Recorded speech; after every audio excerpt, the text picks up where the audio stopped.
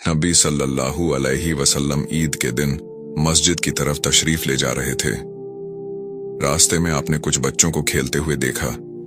उन्होंने अच्छे कपड़े पहने हुए थे। बच्चों ने सलाम अर्ज किया तो नबी सल्लल्लाहु अलैहि वसल्लम ने जवाब दिया। आगे बढ़ते हुए आपने एक बच्चे को उदास और खामोशी से बैठा देखा। आप सल्लल्लाहु अलैहि वसल्लम उसके पास रुक गए और उससे पूछा, तुम्हें क्या हुआ है कि तुम उदास और परेशान नजर आ रहे हो? उसने रोते हुए कहा, ऐ अल्लाह के रसूल सल्लल्लाहु अलैहि वसल्लम, मैं मदीने का यतीम हूं। मेरे सिर पर पिता का साया नहीं है जो मेरे लिए कपड़े लाते थे। मेरी मां मुझे नहलाकर अच्छे कपड़े पहनाती थीं। अब मेरे पास कुछ भी नहीं है, इसलिए मैं यहां उदास बैठा हूं। नबी सल्लल्लाहु अलैहि वसल्लम ने उससे फरमाया, तुम मेरे साथ आओ। आप सल्लल्लाहु अलैहि वसल्लम उसे अपने घर लेकर गए और सैयदा आयशा रजी अल्लाह से फरमाया, ऐ आयशा। उन्होंने अर्ज किया, लब्बैक या रसूल अल्लाह, मैं हाजिर हूं। आपने फरमाया, इस बच्चे को नहला दो। चुनांचे उसे नहलाया गया। फिर नबी सल्लल्लाहु अलैहि वसल्लम ने अपनी चादर के दो टुकड़े किए।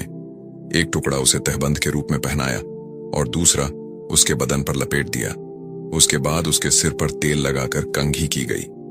जब बच्चा तैयार हो गया तो नबी सल्लल्लाहु अलैहि वसल्लम ने उससे फरमाया, आज तुम पैदल चलकर मस्जिद नहीं जाओगे, बल्कि मेरे नबूवत वाले कंधों पर सवार होकर जाओगे। आपने उसे अपने कंधों पर सवार कर लिया और उसी हालत में उस गली से गुजरे जहां बच्चे खेल रहे थे। जब बच्चों ने यह देखा तो वे रोते हुए कहने लगे, काश हम भी यतीम होते और आज हमें भी नबी करीम सल्लल्लाहु अलैहि वसल्लम के नबूवत वाले कंधों पर सवार होने का शरफ मिलता। नबी सल्लल्लाहु अलैहि वसल्लम जब मस्जिद पहुंचे तो मिंबर पर तशरीफ फरमाए। वह बच्चा नीचे बैठने लगा, लेकिन आपने इशारे से उसे अपने पास बुलाया और मिंबर पर अपने साथ बिठा लिया।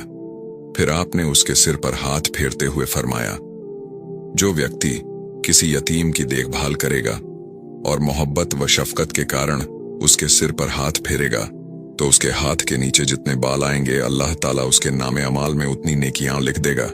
ऐसे ही दिलचस्प वीडियो के लिए हमारे पेज को फॉलो और शेयर जरूर करें। जज़ाकल्लाहु खैर।